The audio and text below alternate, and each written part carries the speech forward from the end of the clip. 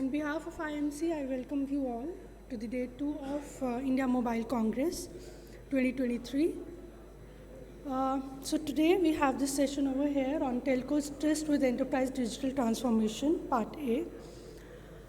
To start the session, I request Mr. Pankaj Malhotra from Ericsson, Chief Product and Engineering Officer at Cradle Point, which is a part of Ericsson. I request him to please come over and deliver a keynote on the topic. Thank you, sir. All right. Well, good afternoon, all. I'm Pankaj. I am the Chief Product and Technology Officer for Ericsson Business Area Enterprise Wireless Solutions. It includes Cradlepoint and some other elements that we've combined together into one common enterprise portfolio. All right, so let's see if this works. All right, so let's start talking about, hey, what are the drivers for enterprise transformation? Oh, actually, that's a good one. Yes. So if you look at enterprises, if you look at them based upon what kind of vertical do they fall under, whether it's for, whether it's for the OT kind of industry, whether it's for IT. Oh. Great. All right. So what are the drivers for enterprise transformation? If you look at it, whether it's for industrial, whether it's for business, whether it's for public sector.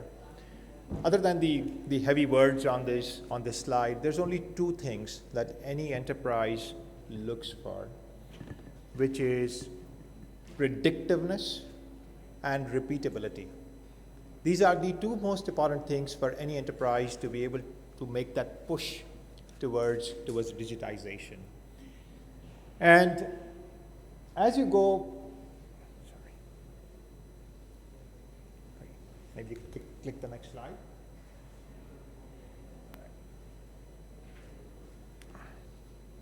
All right, so there was a survey done by IDC that about 82% of all the people polled were very clear that they must invest in digital transformation or they will be left behind.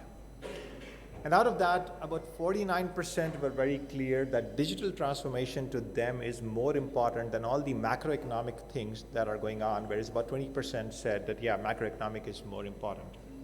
Now, this is worldwide, but I'm pretty sure that these statistics are very, very similar for the 7.9 million MSMEs that are engaging in that activity of digital transformation over here in India.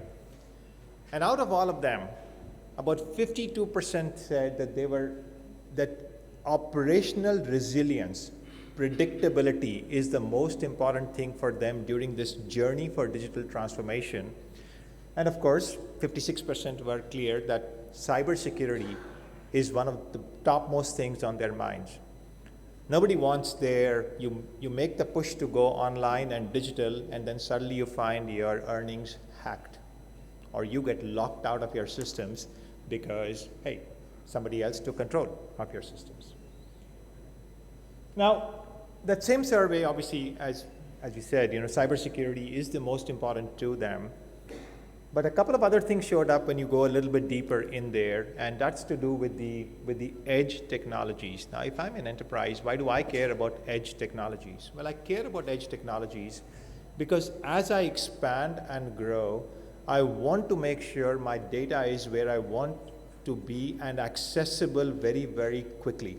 In particular, as we see the proliferation of IoT, and you may go back and say, hey, nobody uses IoT in corporate enterprises. No, actually they do. Everybody uses IoT. It's those sensors, it's those data that comes in from these sensors. How quickly can you process them? Why?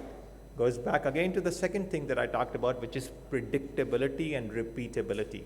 If I have data sitting right next to me, I know how to go back and react to it in a predictable manner, and that's where edge technologies. And then of course, 5G private networks. Now, why would they care about 5G private networks? That's because they can't get Wi-Fi to work in all scenarios, which is where 5G predictability, resilience comes into the picture. So what is 5G really? You know, when we start thinking about 5G, the first thing that comes to the mind is only connectivity. It's just speeds and feeds and so on. Actually, 5G is your innovation platform, not just for large enterprises, but for your MSMEs in particular.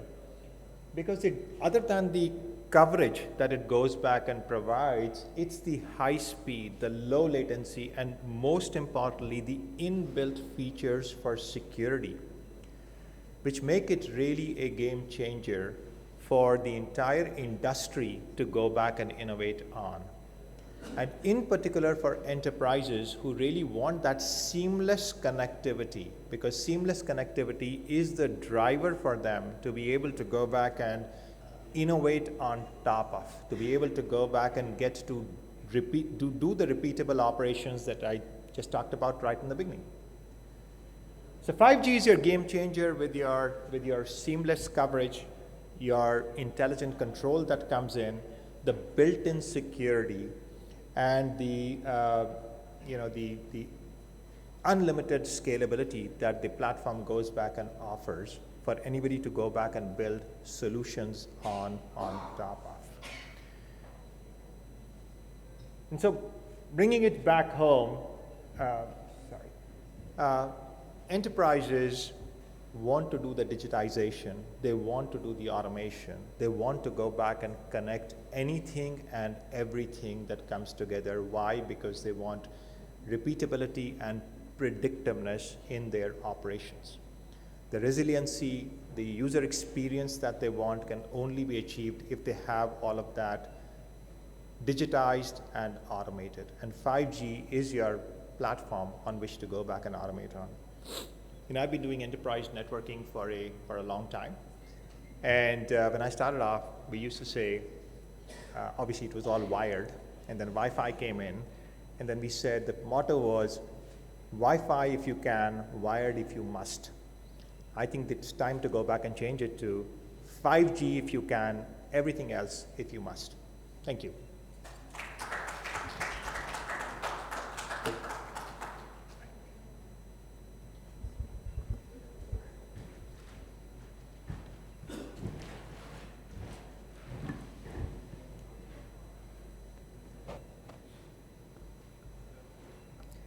Thank you, sir, for those insightful points. Now, I would like to introduce you with the moderator for this session. So, I call upon Mr. Abhijit Atale, partner with KPMG, to please take over the proceedings.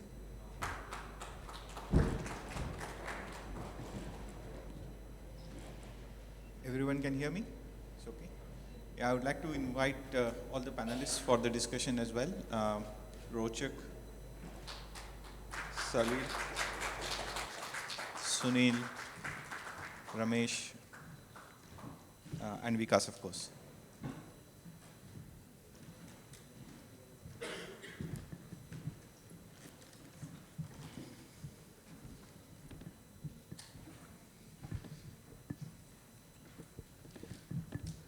So let's dwell down further into what Pankaj just said. Thank you, Pankaj, for a really good foundation for the discussion today. I have with me my panelists. Let me quickly introduce them to you. So to start with Salil Khanna, who leads the enterprise business for Reliance. He has rich and diversified experience in heading national vertical for IT and IT-enabled services. He also brings in extensive expertise in leading telecom business across all categories, including voice, data, VAS, etc. Data centers and integrated solutions especially is his key area of interest. So I think it will be really interesting to hear from him on his thought around how this enterprise digital transformation can be built using the expertise that he has. Second is, let me also introduce Rochak Kapoor, who is the EVP for the enterprise business for Vodafone Idea Limited. He is responsible for defining and driving strategy, roadmap, P&L, and for the line of business, solutions, sales operations, O2C digital transformation. And he brings in a really rich experience of 30 plus years spanning across diverse cultures and geographies with his role in Vodafone Idea as well as in Motorola previously. Sunil Seth, let me introduce Sunil also. Sunil brings in wealth of experience from his international assignments in South Africa, UAE, Europe, that includes UK and Belgium. And Sunil has helped his clients drive many innovative solutions, especially things like payment bank, smart mall, SaaS platforms on big data analytics, and he's also a member of IMA. So we would get Sunil's perspective in terms of not just India, but also some of the ideas that he has gathered from his experience outside India. Vikas Mishra, he leads the network design and rollout from TCS. He's currently working with one of the largest CSPs in designing and deploying LTE network. And Vikas has keen interest in developing cloud-based network solutions, which is again a very relevant area to drive enterprise transformation. And last but not the least, Ramesh Ramanathan from Tata Elxsi. He's a lead architect. Ramesh is an established technology leader as well, championing transformation technologies at Tata Elxsi. His expertise is in the area of 5G, SDN, NFV, IoT, cloud, and he is an active participant in open source community. And currently he leads TESCOM, which is an open source Mano-based end-to-end orchestration project. So we have got a wealth of experience here, so let's dwell down into detail. So just to kind of set the stage, I think what Pankaj said, we have 5G, we are getting fiber everywhere, and that creates an ideal forum for enterprises to start leveraging those technologies to start developing use cases and drive digital transformation. Yesterday, the Prime Minister mentioned about that Trinity Jam, which is driving the digitization in India. So something similar is also happening in the enterprise space as well, wherein the deployment of 5G, the fiber, then the data centers that are coming up, creating an environment where the enterprise can really start using that to leverage their digitization journeys, right? Creating new use cases, new offerings that gives them new opportunities to grow as well. And telcos, more importantly, are at the forefront of driving this digital transformation. And therefore, with the discussion today, we will focus around how we will amalgamate all these technologies together, what roles telco can play, telcos as well as ICT can play to bring about maximum value in this enterprise digital transformation, right? So we have got few questions here, but happy to make it as interactive as possible. I'll start with you, Salil, maybe, if I can. How would you like to describe the current state of digital transformation in Indian enterprises, and what do you think are the key drivers behind this acceleration? Okay, hi everybody. Thanks Abhijit for the question, and very quick hello to all the fellow panelists. So let's look at India landscape for enterprise. So in India, we can have three large components of enterprise business. One is the government, of course, it's a very separate government public sector. Then there are some large enterprises, which different telcos, different companies term it anything between 2,000 to 5,000. And then there is a very, very long tail of mid-market, small and medium business, micro SMEs, et cetera, et cetera.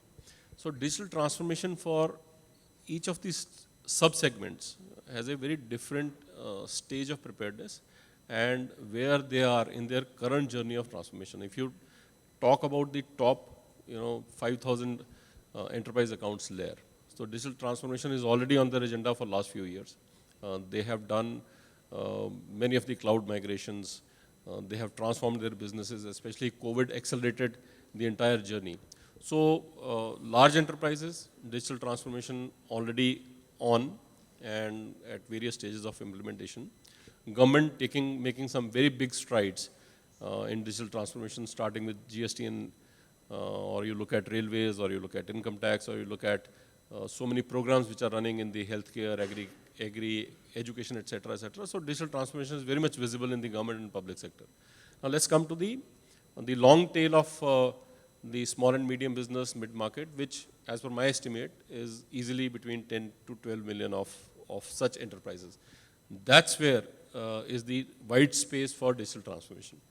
Those people are not even connected with a good broadband, have not even heard of cybersecurity, have not even heard of package solutions.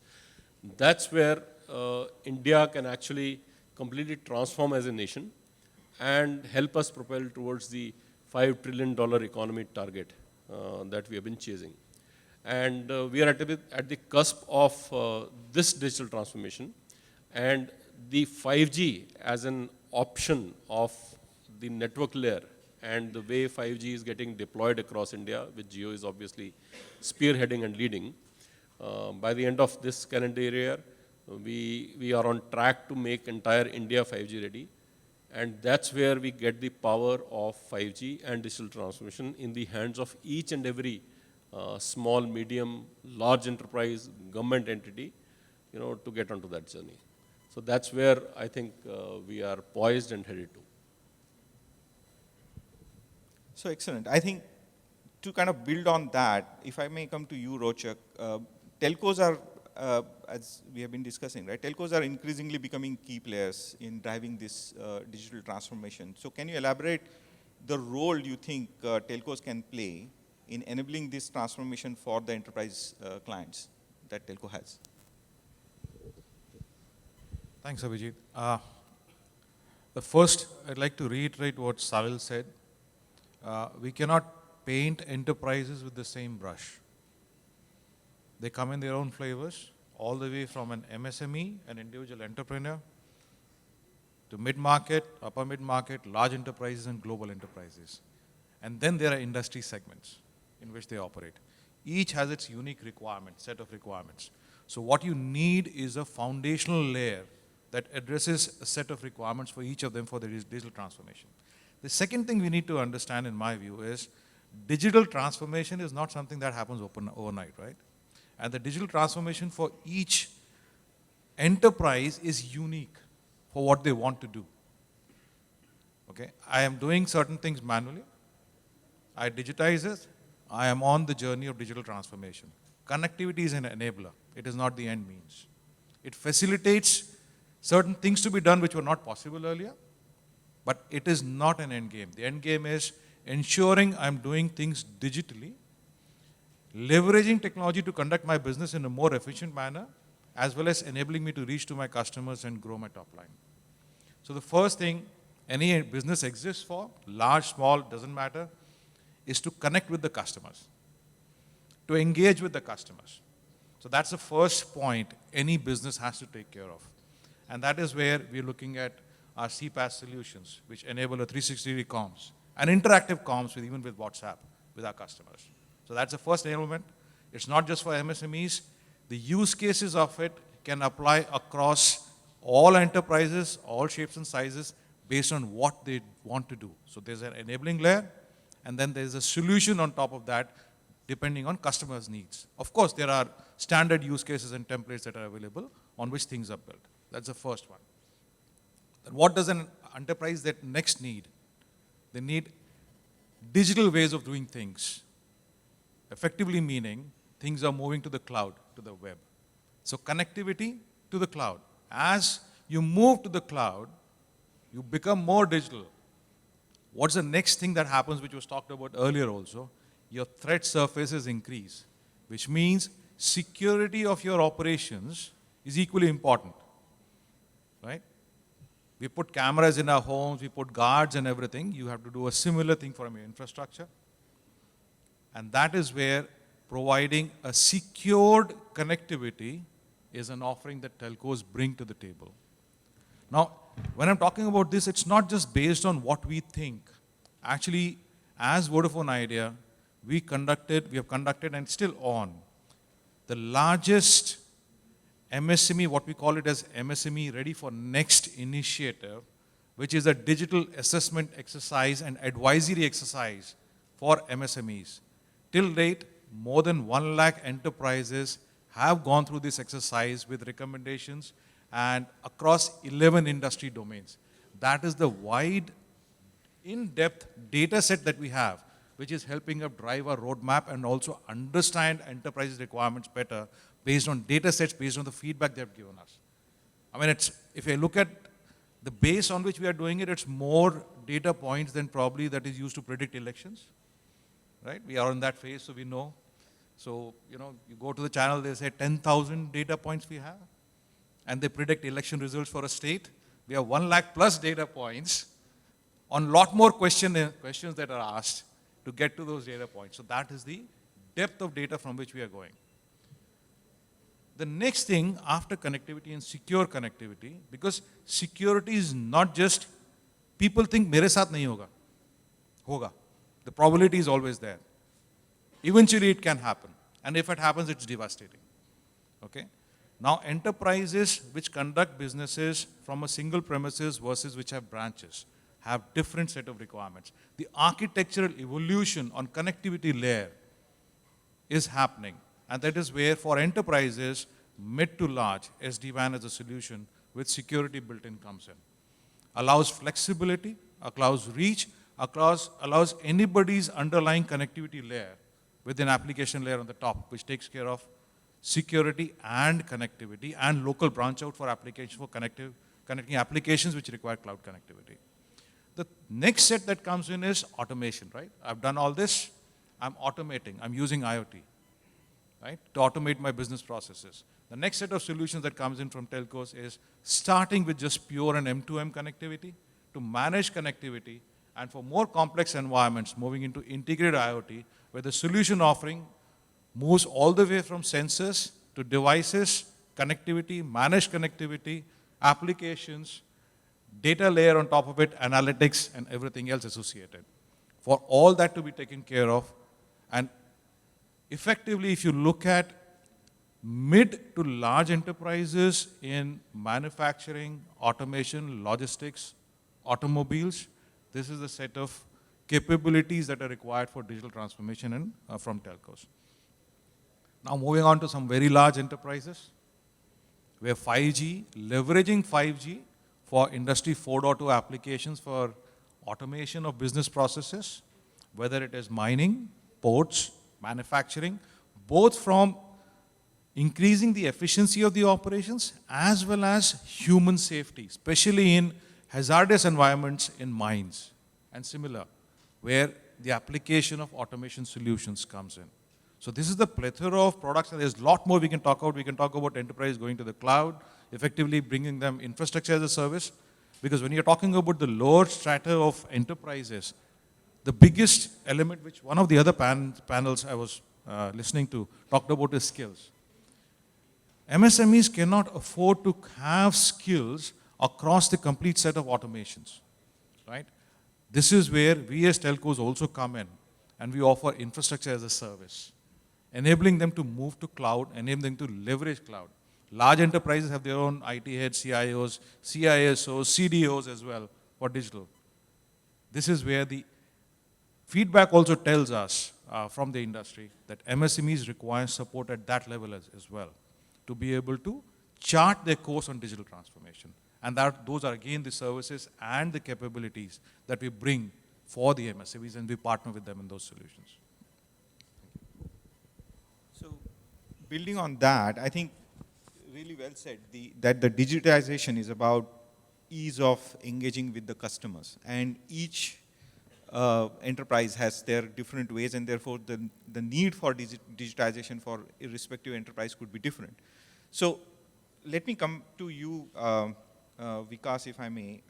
So what challenges do you think enterprises face when integrating the digital technology into their business and driving digitization in their processes? And how do you think we can address those effectively? Thanks, Abhijit. I think it's a valid question. So when you ask about challenges, so what happens in TCS, what do we normally do? We try to keep it very simple. For example, if you ask anyone in this room, what is the biggest problem in Delhi or any other Indian city? Traffic management, chaotic traffic, red lights not working, or issues. What is the solution we normally do? We put a flyover over that.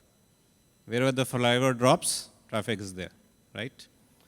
Digital transformation, we keep talking about that, but it is very, very simple to that. Keep it simple. Think from a holistic perspective, right? When you say holistic, what do you mean by holistic? Now, I keep working with multiple international telcos globally, And I want to congratulate the Indian telco team here, that Indian telcos, if you think, are very far ahead from the international telcos, because probably they have much of legacy 50 or 60-year-old systems. And there are 2-3 interesting aspects. I was just referring to Salil, your comments, and Pankaj also mentioned. There was a study, I think IDC or similar study I read. Pre-COVID, the digital transformation was being worked by multiple corporates. We spoke about MSME, but I'm talking about international setup. Almost 1/3 of the digital transformations were only successful. Almost 2/3 were either stagnant or were not working in an international setup. Post-COVID, in fact, in the COVID time, within India and internationally, almost this number completely turned around.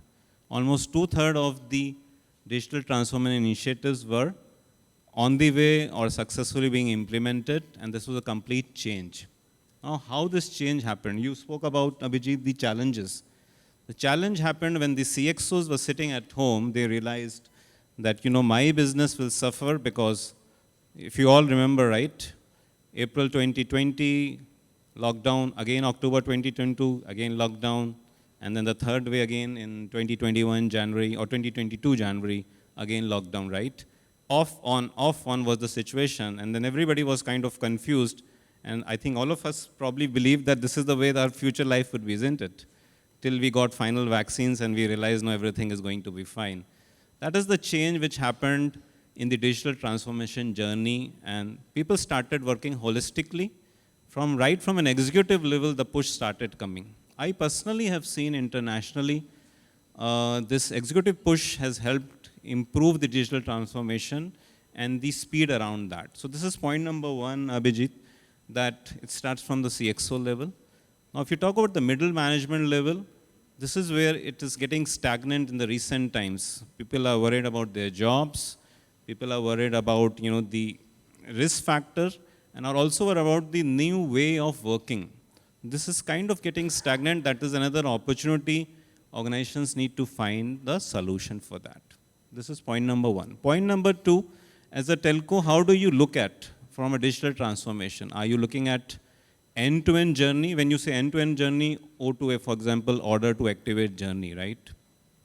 I remember when I was in Airtel a few years back, we used to fill up a form, a customer agreement form, and used to take 10-15 days to actually get a connection. Yeah.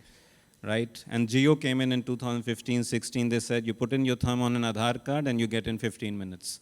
The order to activate journey completely reduced. It is all digital transformation, isn't it?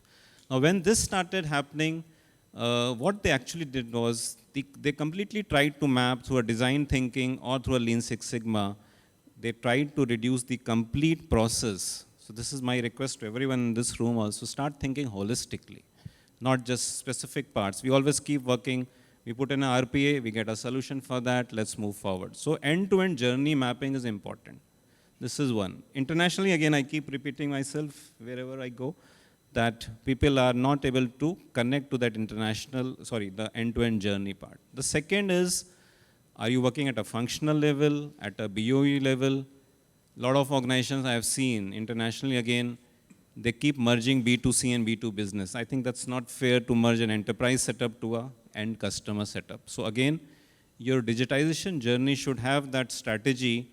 What is your target end audience? Salil, I think, mentioned about the specific customers like WhatsApp. We were talking right before that, that Sabji Wala is connected to a WhatsApp and you can order. That is a B2C solution for him. A digital transformation is WhatsApp, isn't it? You don't need a hi-fi, ERP solution for that. So again, keeping it very simple. So this is, I would say, the second part, define the scope. So one is the executive presence, then you define the the second point is defining the scope. Once you have defined the scope, then you get into your systems. A lot of organization thinks, let's go, we'll completely automate the OSS systems, the BSS systems, the ERP systems, and that will give a solution. No, I think you have to think around that and you have to work around that. The fourth point is, where do you stand from an industry perspective?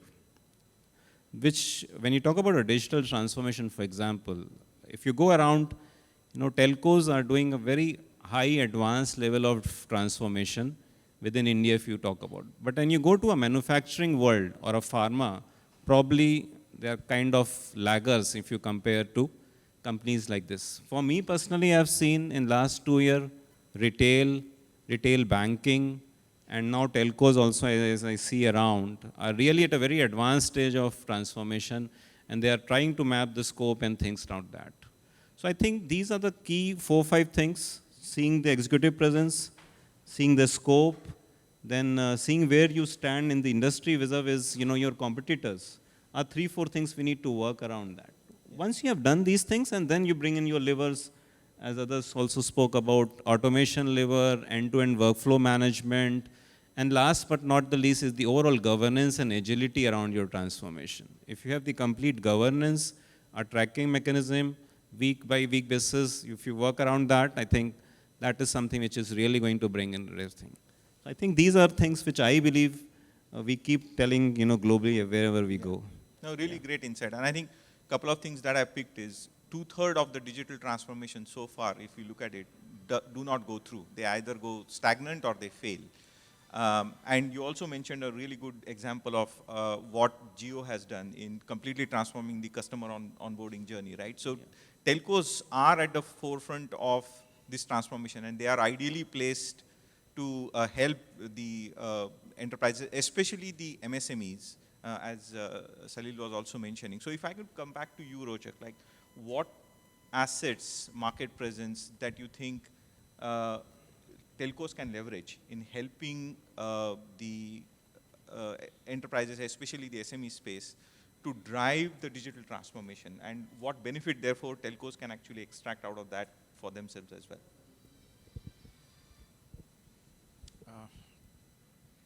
Let me just go back a bit in time, right? Around 3 years back at Vodafone Idea, we crafted what we called as a telco to techco journey for us. And when we talk about a techco, it is not about what we sell, the solutions we sell to the enterprises, but we have to be equally digitally inside as well. I can't be working on an Excel spreadsheet but sell transformation solutions to my customers, right? Doesn't make sense.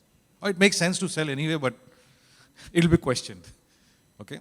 So we first said, okay, what is it I need to digitize, and it'll be a step-by-step process, right? So what are the first journeys? Now, we said, okay, for my digital transformation of my own business, how I conduct my business, let me digitize my complete lead to order journeys. These are not just for my own employees, but allows, or sales, it allows collaboration within the enterprise functions. And also because we reach out and sell to our SMEs and MSMEs through channel partners, they have to be part of that digital transformation ecosystem. That has got totally digitized, and effectively we run our sales operations through our platform, no longer on Excels or anything else. And so do our partners. Of course, there are a lot more things to be done. So that was the internal journey. When we look at the external customers, it meant understanding, which we did through this exercise I talked about earlier, but then creating a roadmap, a framework for assessing. I can't be everything to everyone, right? I have to choose what I can do. I have certain core competencies as an organization. I can't go and do what TCS does. That's their core competence. But within that, we said, okay, based on what the enterprise requires, these are my core set of capabilities and products, either based on what I operate in, based on the licenses I have and the capabilities I have. Other than that, based on what enterprises are demanding, what is adjacent to these capabilities and products? Let me create that. Because they sit on top of that, reinforce it, and make a better proposition toward the customers, and adds value to what they're doing. Then we said, okay, these two are there. What is the next thing we need to do? Because market is moving, there's a new set of requirements, which means they're not probably my core capabilities as a telco.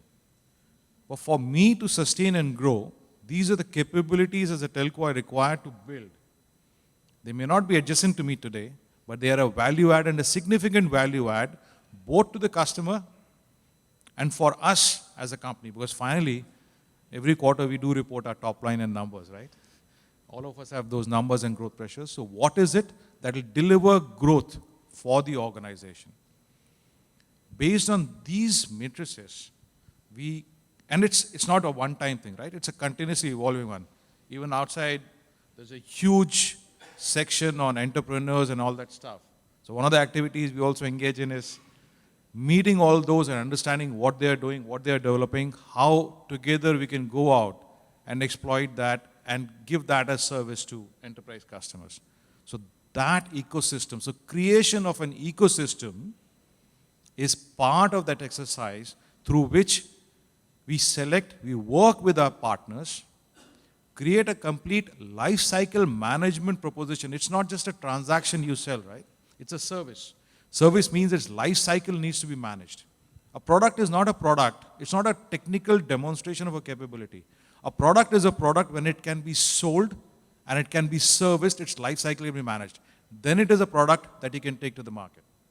And that working with the partners for the capabilities, unique proposition they bring in, productizing it, ensuring life cycle management, and then bringing it into the market. Whether it is, for example, productivity suites availability, that's a demand we saw. But then we saw that the SMEs, MSMEs have a difficulty going to the market, scouting for them. So we built our own cloud store platform through which MSMEs can come and have a complete DIY journeys on buying and onboarding and getting the provisioning and service live. Similar thing on security solutions. Of course, some of the solutions require regulatory stuff and everything, so there is documentation to be done. But those are the kind of things that we have undertaken as interventions, and you would continuously see the evolution of product roadmap in connectivity, in security, in cloud co-location, SaaS services as a portfolio, into the voice solutions, moving on from SIP to managed SIP, CPaaS as a service, and going forward into other elements of how the business communication portfolio is evolving. So that is the journey for a telco to address the enterprise requirements, its evolution, and also to stay relevant in the market. Yeah, great insight there. I think telcos do have really some inherent assets, connectivity, cloud, security, etc., that we can leverage to build some really good business. So let me come back to you, Salil, from a business point of view, right? What opportunities do you think telcos can have, or rather build, in a B2B space, especially for engaging with the enterprises and enabling them through their enterprise digital transformation? What opportunities do you think telcos can build, specifically in the SME sector, if I could? Okay, so let me start, again, we have large accounts, some 5,000, then we have millions of SMEs. Before going to the SMEs, let me talk about the large accounts. In large accounts, as many of us keep on saying, Industry 4.0, industrial automation, industrial IoT, and then, come to the healthcare, come to the education, come to the agri. So these are the, some of the industry verticals which can definitely be transformed with 5G. Because whatever we have seen, the transformation has already happened in the large accounts in the IT domain, but it is the OT, their operating technologies, where there is a definite lag, which can now with Wi-Fi 6 and 5G and a combination of both can actually propel the entire industries towards the next level of digital transformation. So I think those areas already identified, mines, ports, etc., etc. Now let's come to the long tail of SMEs and micro SMEs, SMEs, mid-market, etc., which I would put to 10 to 12 million. So there again, if you dissect that, what is there in India? India is a land of 30 million retail stores. The mom and pop Kirana stores, they also need digitization.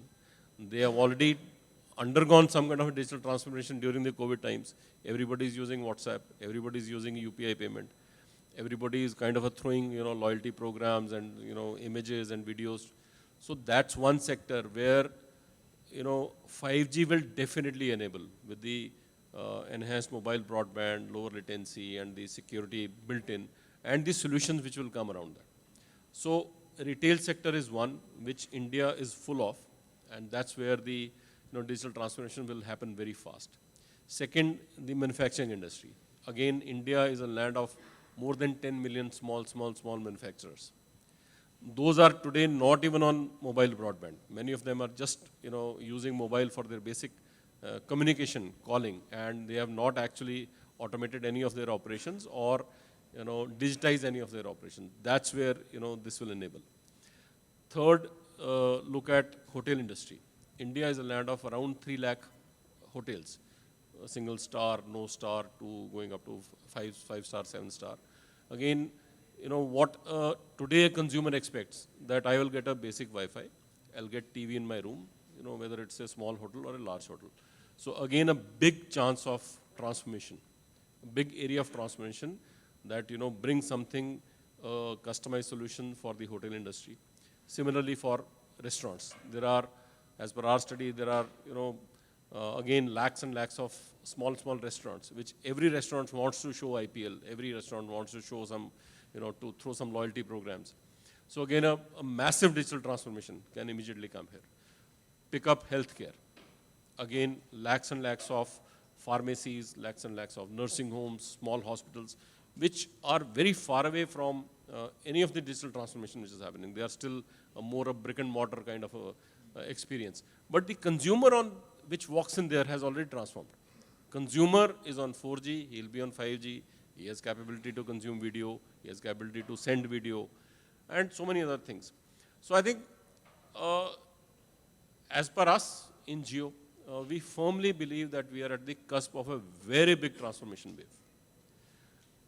The networks are supporting, the cloud infrastructure is getting created, the edge clouds are getting created, applications are coming, devices, at least the mobile handheld and the tabs, etc., are already 5G enabled. So any transformation which can come in use of a device in the hands of consumer or the operator on the other side, with the 5G-led mobile broadband revolution or the home broadband revolution which is going to be unleashed, we are looking at a very fast-paced transformation happening in Indian enterprises. And again, India will surprise the world, the way India has surprised the world in last 12 months, where now India ranks third in terms of the 5G network availability. So again, riding on the same infrastructure, riding on the same wave, you will see absolutely different India in maybe a few quarters from now. That's our firm belief. Really sounds exciting. Third already. I mean, who would have thought this would be a reality in, say, 5 years ago or 6 years ago, right? So really some good thoughts from Rochak and Salil as well in terms of what assets Telco has and what business opportunities, therefore, telcos can build. But let's look at it from an enterprise point of view, right? The end client point of view. If I can come back to you, Vikas, can you share your thoughts or maybe some examples around successful digital transformation that Indian enterprises have experienced, and what impact that they had in their business in terms of growing business or creating a new revenue stream for themselves? Sure. So, just extension of what my colleagues from the industry, especially telcos, have mentioned. Use cases, if you ask me personally, I will give a different twist to that question, Abhijit. I want to talk about more. I was just thinking, So if you go around in any stall, not just the services side, but the product side also, one key change which I see, I'm sure people who came here last year also are seeing, lot of POCs, proof of concepts, which were there on the PPTs last year on the TV, are actually being visualized. They are still not institutionalized, or the scalability is still not there, but I am seeing they are kind of ready for the market, and a lot of things are already there on the ground. I think that is what, Salil also mentioned, last 12 months change, which at least personally I see. And then again, going back, if I see 6-7 years back when Paytm came, I was a very early user of Paytm connected to the credit card. But when UPI came, I was kind of hesitant because it was connecting to the bank and I was not very open. But then slowly I started using, and then doing transactions in lakhs also on a UPI was becoming pretty easy. But I will share my story, my personal view. My car washer, gaadi saaf karne wala, this guy, he takes some 350 rupees from me every month to clean my car. Okay? And every month he will come for so many years. I will give him 500 rupees. He has no change. He will grumble, go back 2-3 floors down, come back, and this was going for so many days. 2-3 months back, he started. He said, I gave the same thing, and he said, Saab, aap UPI kar do. I was, wow, this is interesting. So I paid him 2 months, this happened. Now this month what happened, he didn't even bother to come here. He called me, sir, wo payment kar do. Right? So the money which was being done digitally is also faceless now.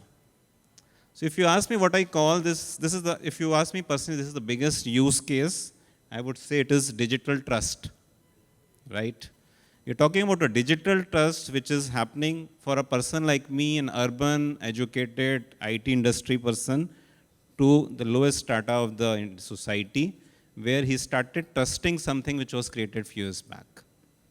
So this is for me the biggest trust, or the use case which is going to impact.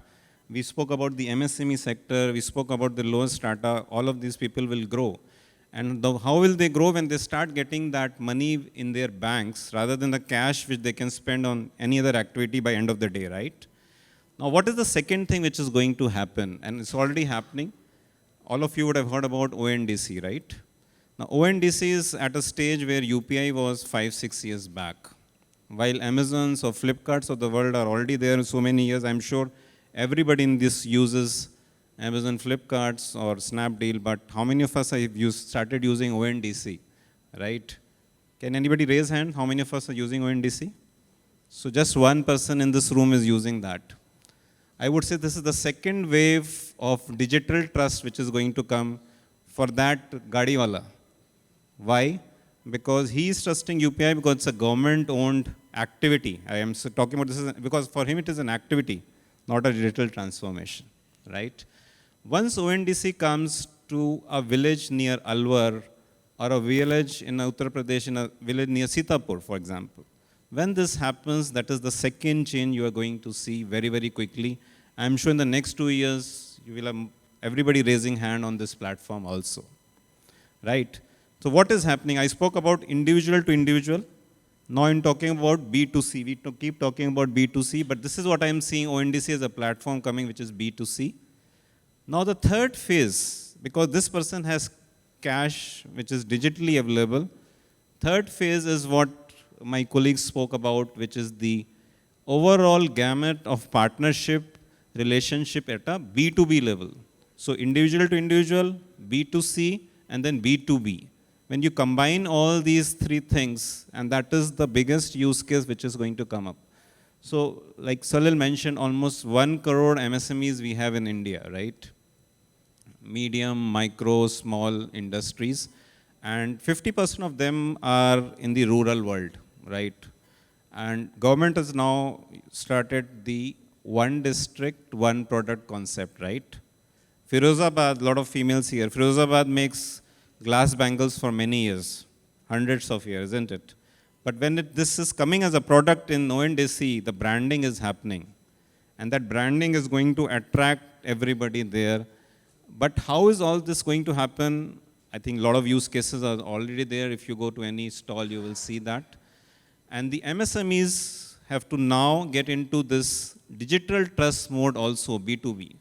So individual to individual trust is established, B2C trust is being established. But the 50% or the 1 crore population, I was reading one more statistics. How many of you know that government has also started a GEM, a government e-procurement platform, right? So this procurement platform right now, there are only 7 lakh. Out of those 1 crore MSMEs, there are only 7 lakh MSMEs who are actually procuring or doing business with the government through this platform, right? So which is what, 7% of the overall population is only using this platform in a digital manner. 90% and more is the opportunity which is lying to revolutionize this sector, which is the B2B sector, which will further impact that Gadiwala on the ground, isn't it? So this for me, is the biggest use case which is already getting into a mode, right? Yeah. All of us in the room have big TVs at home. But when that guy will buy the TV, Yeah. that is the biggest opportunity. Platform is being created for that. And then the India Stack 2.0, which is nothing but ensuring the financial, power for an MSME to get from the market is going to come. Mudra Yojana and those things are government sponsored, but still it goes through a PNB or an SBI, isn't it? And again, it takes time. But when the 2.0s will come through a revolutionized way in terms of providing the financial bandwidth to these MSMEs, that will again completely change the way the digital, financial transactions are happening. So I think these are some of the use cases which are going to be very, very exciting. And the good thing here is it is all coming through a government initiative and a partnership also, right? Now, some of the one or two you spoke about, Abhijit, for me, some of the challenges, I spoke more from an international, but since we are discussing in the Indian context also, one more thing is what we are trying to see in the ONDC platform also is, for example, people say customer service is very poor.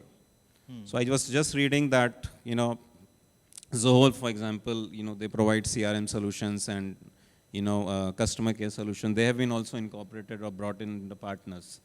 And within TCS also, we are also partnering with a lot of such small MSMEs from an IT perspective to create a solution which can, then be presented to a lot of these MSMEs also in future. Right. So these are the opportunities which I see as an individual, I see as an organization, which is an opportunity to explore in future. Right. I think great perspectives there. And maybe this is the best time that if I could pull in you, Sunil, in the discussion, given your exposure, not only India, outside India as well. And if you could throw some light around what would be some of the specific use cases that you think we can scale up quickly, because at the end of the day, it is also about timing, because all of us are business driven, right? No point in having something that comes, well, we can always explore, but the pressure would always be what can you do quickly and scale it up quickly as well. So I'd like to hear your perspective on that, like given especially your exposure out of India as well, like what can work here and what can be scaled quickly?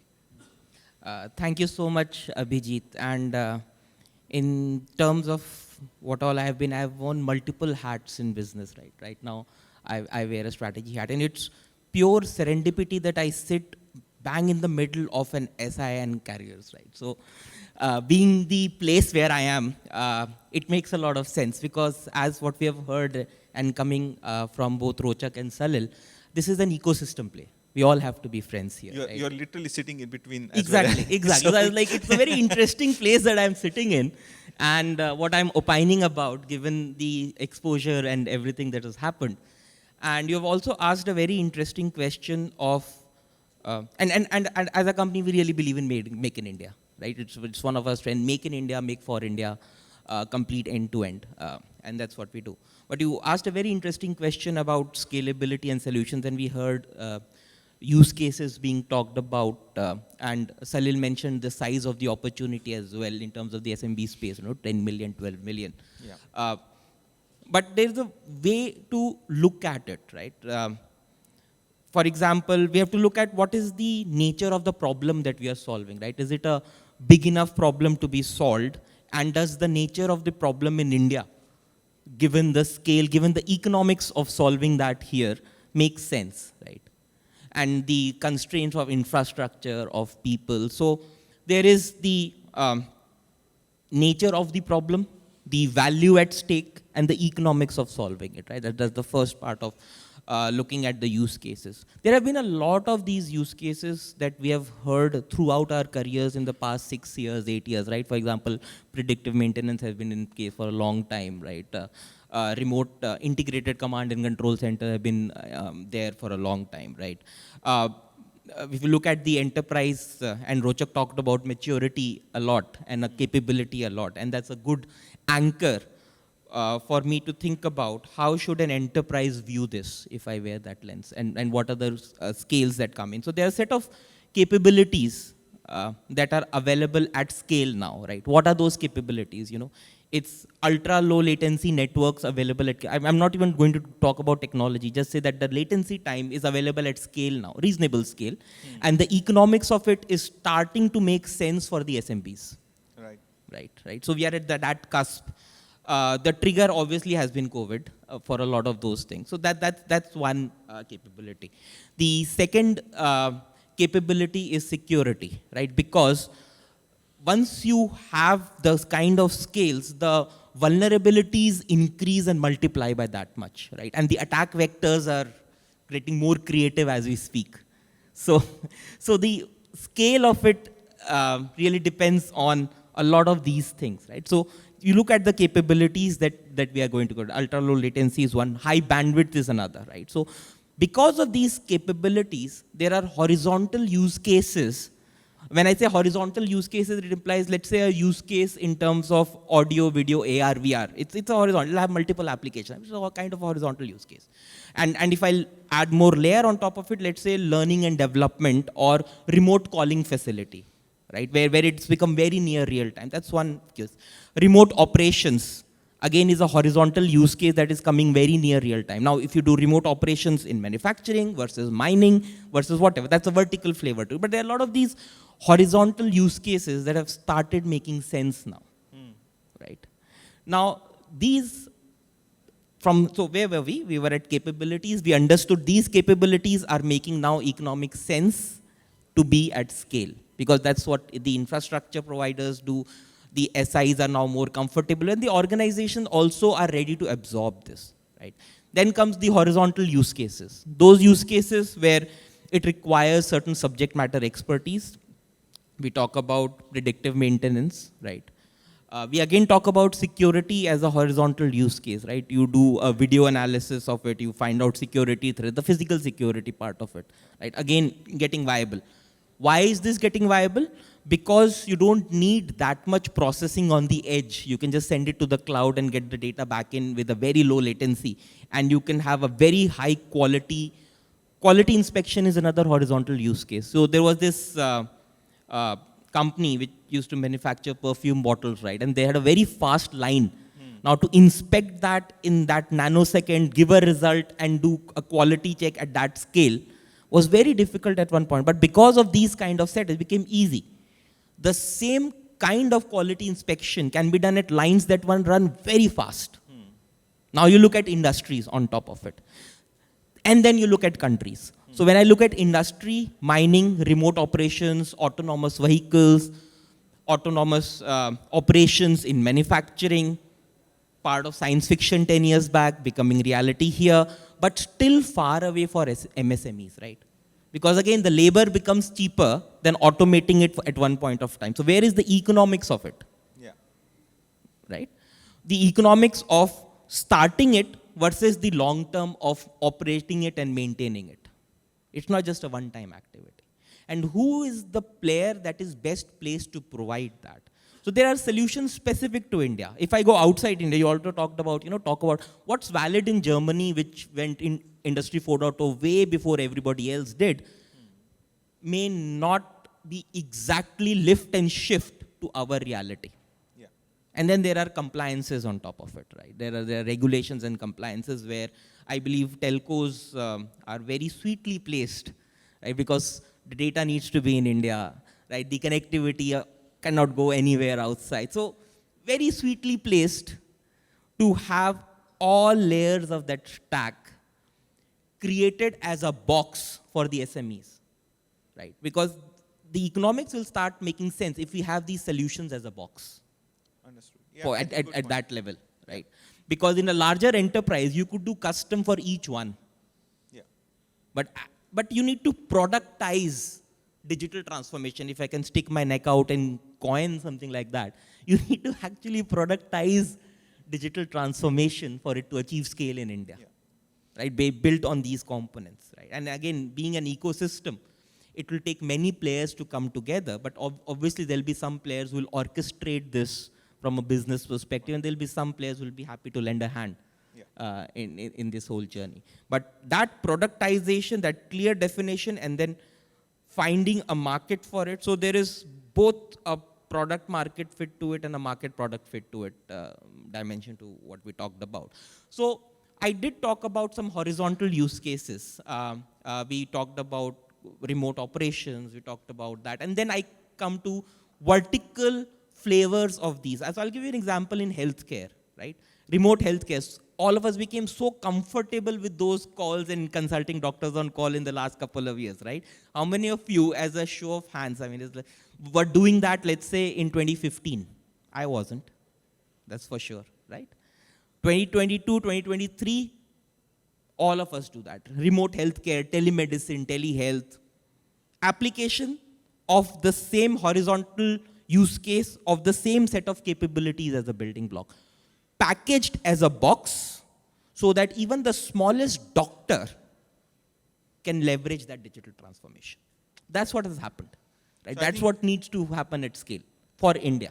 So I think the thought that you had, let me build on that and maybe bring in Ramesh into the discussion from an architectural point of view, that creating horizontal capabilities which then can scale up quickly. So if I could, because you work so deeply with the open source community and developing the various architectures, if I could bring you in and ask you, like, what are, especially the point around the edge computing that Sunil also mentioned, right?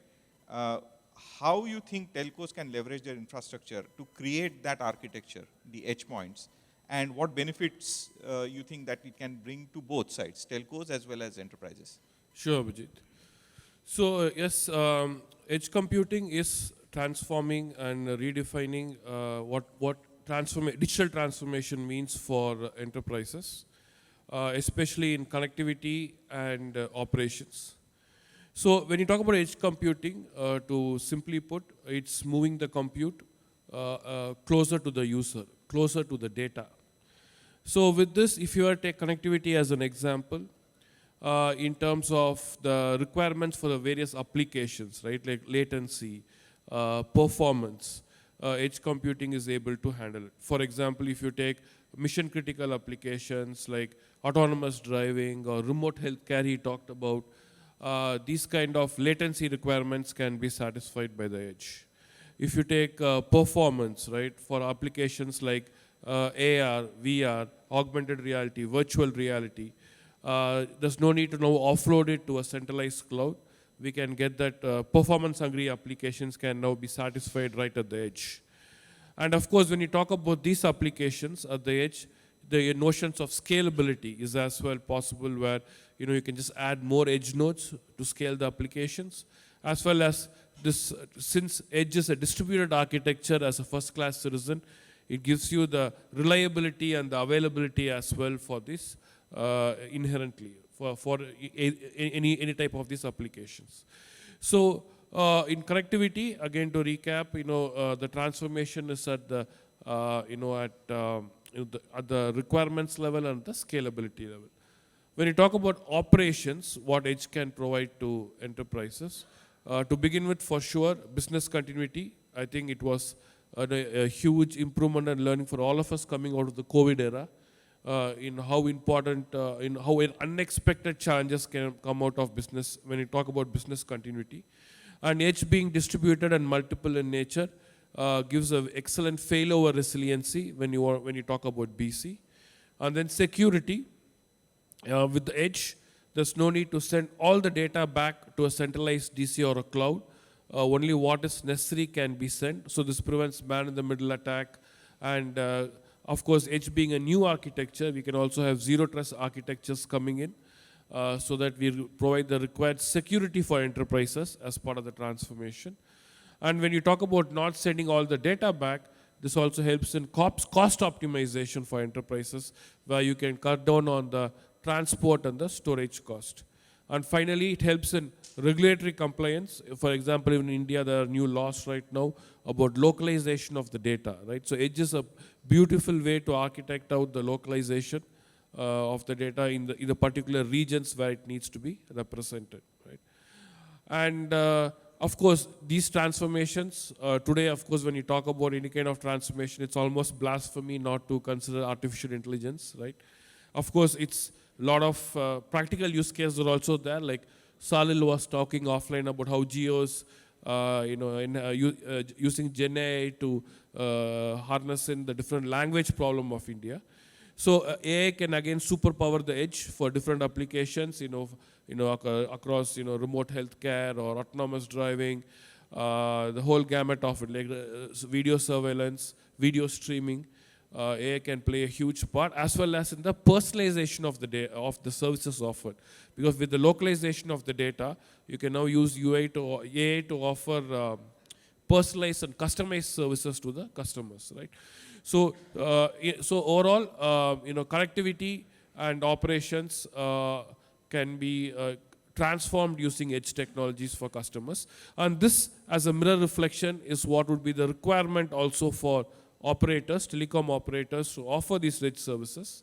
So when you talk about connectivity, it would, to enable this connectivity for enterprises, it would be both understanding the requirements of the applications, what kind of applications do you want to target, what kind of latency and performance targets they have, as well as strategizing the locations of the edges, right? So strategizing the location of the edges would include, for example, analyzing the current data traffic to see which applications are used where by whom, to understand where to place the edges, where is the demand, where is the growth opportunities, as a competitor analysis, as well as from a cost perspective, right? Like, do you want to reuse the RAN sites for edges, or on what kind of balance do you want to strike for the performance you want to offer the application versus the cost of building it, right? And then from an operations perspective, of course, requirements would be how am I going to satisfy the business continuity, regulatory compliances, etc., right?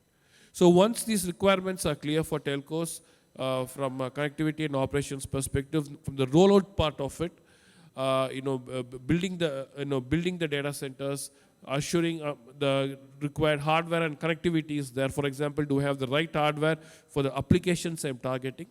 And these can be built standalone by operators or in partnerships, right? For example, in Tata Elxsi, we are working with European operators who are leveraging the hyperscalers like AWS and Azure to fast forward the edge deployment by reusing their technologies. And finally, when you talk about these kind of transformations, one topic I would definitely like to touch upon is on the sustainability part, right? Sustainability used to be, more towards green networks before, but with the Ukraine war, the cost of energy rises, especially in regions like in Europe, has gone 10x full. So it's becoming more than green. It's becoming more a requirement to keep the OpEx under control. For example, in one of the North American operators we operate with, their current electricity, their consumption is close to $1 billion just for the RAN sites, right? So sustainability, and edges are also going to be large in number, right? Maybe not as much as RAN, but you mean thousands of edges at least to begin with. So also having a sustainable engineering technology so that we are able to keep the cost low is also important for the edge rollouts. And with this, operators, of course, benefit directly. The direct benefit would be the network optimization, where you save on the transport costs, the compute costs, but more so opens up new revenue models for them, where revenue models, of course, over on voice and data, apart from the API marketplace, this extended connectivity for enterprises, be it in edge services, SD-WAN, etc., enables new streams for operators. Right, great insight. So, cognizant of time, maybe I will combine the next 2 points into one. First, starting with you, Sunil, and then perhaps build on that, Ramesh, later on. So one is, so far we have spoken about what we can immediately leverage, what we have on the ground. But let's talk about future. What do you think would be the trends that telcos and the enterprises that you would see in the coming years? And especially considering the edge computing part and the other aspect that Ramesh just brought out. And then maybe if you could hand over to Ramesh to talk about, therefore, what architectural readiness you think the telcos need to have in place to leverage that dream, so to speak. So if you could probably restrict it to maybe a minute each, that will be good. So we can have some. Thank you, Abhijit. So what there's so many trends which are coming, but because of the paucity of time, I'll restrict myself to a few of them and give one which is a bit more futuristic in nature, right? So first is there is no single edge, right? There's a lot of variations at the edge. There is the IoT part, there is the consumer devices. There's a lot of stuff going on at the edge. There are data centers also coming up at the edge. This edge will get increasingly fragmented, and there are a lot of as a service models also at the edge, right? So the control of that edge may not be with your customer, but the output of that would be. So there's a very interesting, too many variations happening at the edge part of it. It's non-homogeneous in nature, that. And the second piece is that the scale of edge is huge, and it is going to scale up even further. So you would need things like, and you'll touch upon that, I'm sure, of AI and ML to manage that scale and the variations, right? So, but the idea is, and it's going to grow even faster, right? As the population increases, as the devices multiply, it's going to be exponential in nature. So both the variations at scale and the scale of edge is there. Because of all of that, security is going to go top of the agenda because your vulnerabilities multiply. And if I stretch my neck a bit more into the future, a lot of people believe that the physics of the Moore's law will break down very soon, right. Probably within the next few years. So once that happens and there is quantum coming in, the edge and the cloud and the core, the physics of both will also change, right? I'm talking about the science part of it as well. So there's a very interesting stuff going on when you mix it, and architecturally the choice becomes much more complicated of which capability you put where and for what. One of the recent examples that we saw was the phones became a lot cheaper because you could make a lot of those things up in the cloud rather than putting it on the device itself. And Salil will point to that note as well, right? That's not to head to you. So if you but could back hand over to Ramesh for the architectural bit. I think the quantum part was really interesting, right? So clearly, Ramesh, your experience around what architectural readiness that needs to be there. Sure. So when you talk about the edge computing and architectural readiness, I would kind of split it into 3 layers. So to begin with, a service mesh that interconnects the different edges, both from a perspective of from a scalability perspective, as well as from a resilience and redundancy perspective. So this service mesh would be your core architecture and your element that enables you the infrastructure to launch your applications. Above the service mesh, your robust API layer, which enables third parties to develop applications. So when you talk about this API layer, I would again segment it into 3 categories. An SDK for developing verticalized applications, for example, an SDK targeted at healthcare or transportation. A horizontal platform as a service SDK, which gives you the reusable APIs across all the different verticals. For example, for monitoring, data management, AI models that can be reused. And finally, with this verticalized and horizontal APIs, SDKs, also build a robust partner ecosystem, right? Because APIs are only the starting point. We want people to use it. So evangelizing the APIs as well as building value for your partners who are going to use these APIs, including even extending to a point of helping them with the go-to-market strategy. So holistically, it can't just, the API layer has to have both the technology aspect as well as the business part to succeed. And then over and above that, the orchestration on the automation layer, right? So a lot of these applications are going to be containerized. So an ability to model them, deploy them, do the lifecycle management for fulfillment, assurance, and operations. And going forward, the trend is going to be, this modeling is going to be intent-driven, right? So business intent-driven. So the business intent can come from sales. So the idea is to move away from engineering syntax and semantics and run the network using business intent, right? And this business intent can come from sales, marketing, your NOC team. It can be based on the quality of experience required, etc. And this business intent, the orchestration and automation layer, can break it down into engineering intent to actually deploy the network. And all of this with active reconciliation so that you ensure you move from automation to an autonomous edge, right? And this autonomy is very important because we don't want to burden the enterprises with new IT skills. It should be as transparent to them as possible. So as we move towards autonomy, it becomes something very easy for enterprises to leverage and fast forward their digital transformation.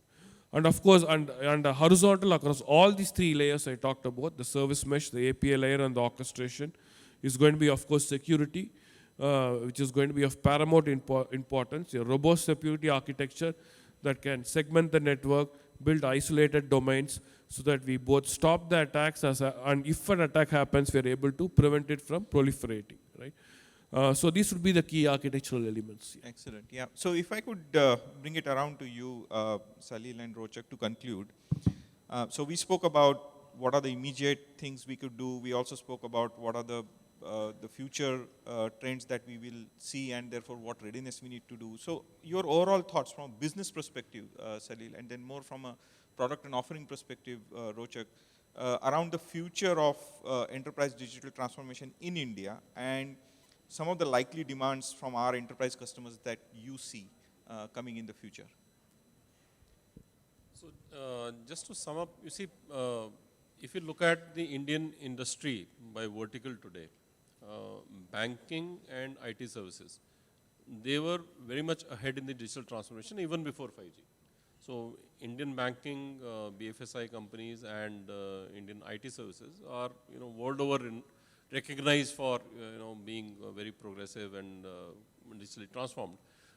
With 5G, the sectors of manufacturing, the entire industry 4.0, healthcare, mining, ports, education, agriculture. I think these are the, verticals which will now lead the digital transformation wave with the availability of the 5G network.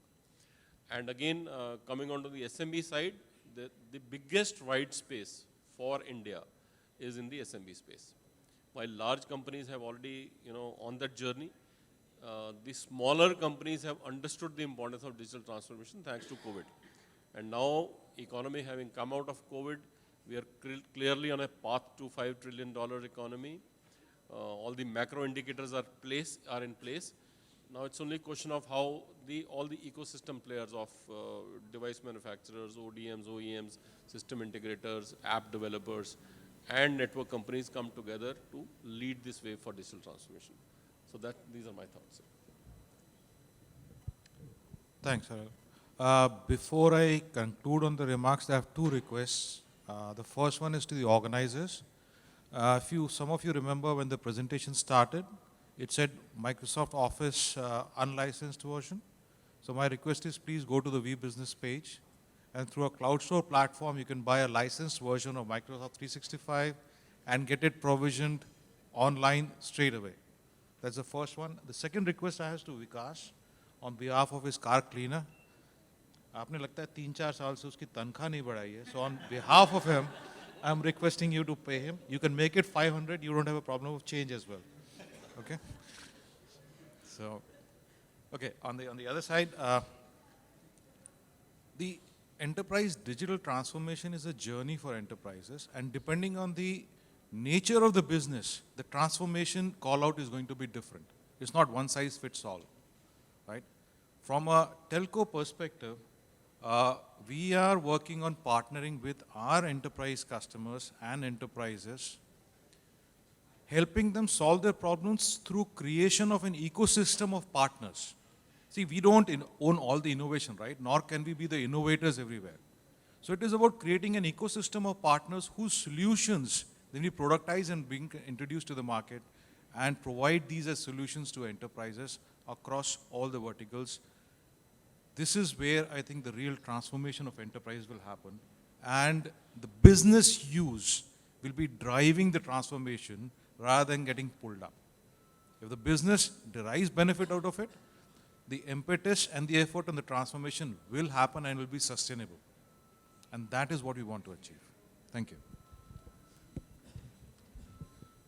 Well, thank you, Salil, Rochak, Sunil, Vikas, Ramesh as well for your valuable insights. I think we are on to something really big, especially in the enterprise space. I was just thinking yesterday, Prime Minister's talk about this jam, the Trinity, which is driving the retail transformation, right? I think we are at the cusp for something similar happening in the enterprise space as well. I think that's all we had. Thank you for your insights today. Suboi, do we have time for questions or can we conclude here? One or two questions? Please select if anyone has any question. Yeah.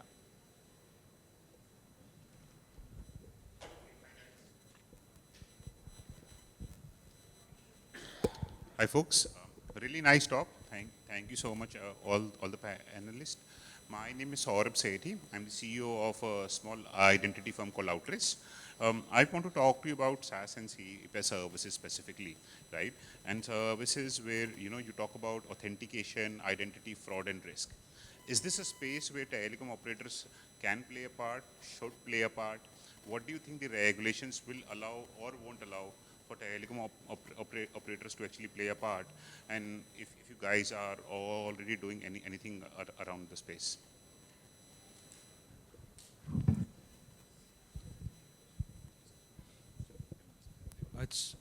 Hi. It's primarily the security as a service space that you're talking about, right? Or authentication and identity. Okay. Say, for example, competing with the likes of Apple and Google for pass keys, or providing authentication as a service itself.